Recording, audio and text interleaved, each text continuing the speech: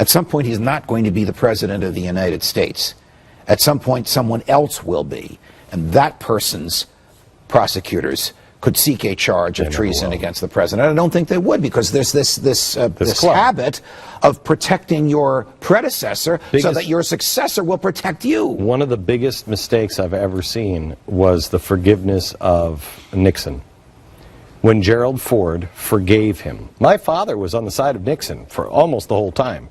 And then when it looked like he was bad, he kind of fudged around and he was like, well, he's no worse than the rest of them. He just got caught. And I remember being a kid thinking, that's not right. George W. Bush has nothing to fear from Barack Obama, because Barack Obama needs that same sense of comfort from whoever, fill in the blank, succeeds him. Okay. It's an unwritten rule amongst presidents of the United States, so, even including Nixon. So when we come back, I want to pick that. I want to pick it up there. So what's the game changer? Because I think the game changer is somebody, and I think Rand Paul and Ted Cruz and Mike Lee are leaders in this. Somebody's going to have a Charles Sumter moment, and they're going to say, enough. Enough. And there will be people from the left and the right. And that's the secret to libertarian. That's what's so dangerous to these parties, and that's why they both take the chair away from the libertarians, because they include liberals and conservatives. So I want to ask you, the possibilities of a real libertarian movement for the first time in over 100 years when we come back. All right. I'm talking to Judge Andrew Napolitano. Theodore and Woodrow is his book. And I'd be honest with you, I think I've said this to you before, Judge. I wasn't a fan of yours. I mean, I was a fan of yours, but you pissed me off a lot. Because right after 9/11, I'm like, yeah, but, you know what I mean? It's the yeah, but that gets you in trouble every time. Yes, a lot of our colleagues and a lot of decent people felt the same way. Mm-hmm. And forget about the Constitution. We have to stay alive. That was basically their attitude. Yeah, yeah. And I base that on ignorance. I didn't understand what progressives did. And I thought we all really understand freedom. We all like the Constitution. We all, and we don't. No, we don't. There are those who are in significant seats of power, and all of the seats of power now, it seems, that really, they want their power. Yes. I want to get back to our question that we were talking about a second ago, but I want to take you here first. September 11th. Anniversary. Today. I remember what we were like. We're never going back there, are we? I mean, we are less safe from terror than we were, I believe. And we also have now the other side of it, that any kind of terror makes this monster of Washington grow even bigger. And we're in a cage.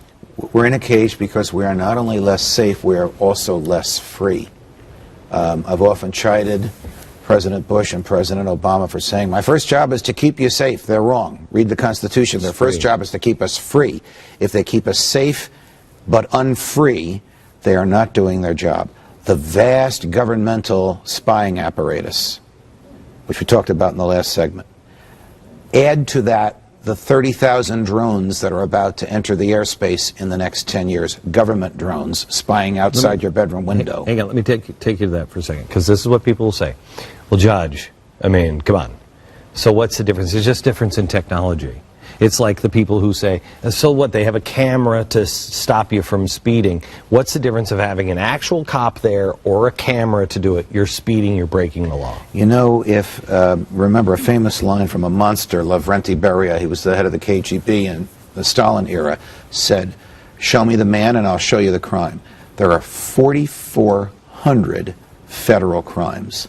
Somebody is guilty of violating one of them almost every day. You can find a criminal act to apply to almost anyone. The reason that that doesn't happen is because we have areas of human behavior immune from government surveillance, and in the exercise of which we don't need the government's permission. But when the government can watch everything we do and listen to everything we say.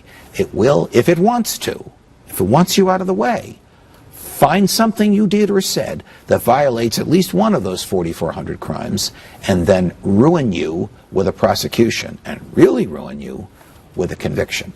Freedom requires breathing room.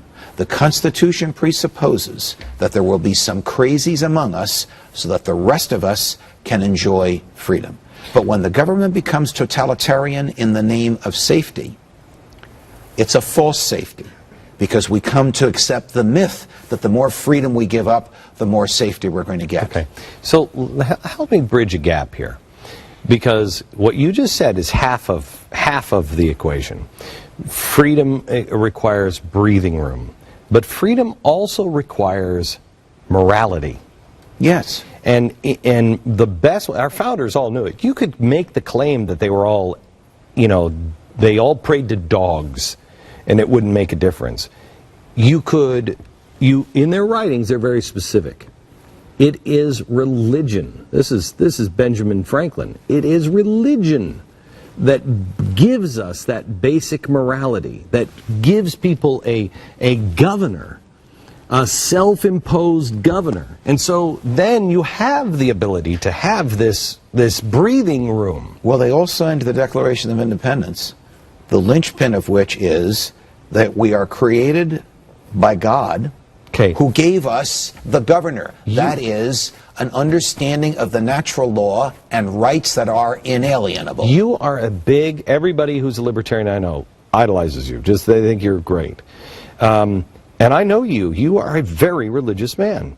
And you've never had a problem with religious people that I know of. Again, it's the progressive gene in the atheist or the religion. Well, their problem is that a belief in the Almighty and a belief in natural law is a brake on the government. Right, I know that. And they fear that brake on the government because they think government is all good and government can do everything it wants. It's not all good, and it can't do whatever it wants. It can't violate the natural law. I don't want you to address I want you to address the libertarian and the religious person that says libertarians are dangerous because they're going to squash out all God, and the libertarians that say religious people are going to squash out all freedom. I have a lot of libertarian friends that do not share my religious views. I am an unabashed, old-fashioned, traditional, pre-Vatican II Roman Catholic. That means you and I have a lot in common. That means Orthodox Jews and I have a lot in common. That means that conservative Protestants and I have a lot in common. I also have a lot in common with libertarians, even if their views, like Ayn Rand, stem from a non-theistic belief. But for somebody to say that libertarians will crush freedom is insane. Libertarians will stop the government, which liberates freedom. The people that fear libertarians are the people in power in both political parties, because we will make arguments that will appeal to the people. Your rights come from your humanity. And the government, even by a majority, even a majority of everybody but one, can't vote to take the rights away from that one. That's how inalienable the rights are. Okay. I didn't say that. John Locke said it, and Thomas Jefferson repeated it. All right. When we come back, I want to talk to you about a libertarian revolution, if you see something on the horizon. Back in just a second.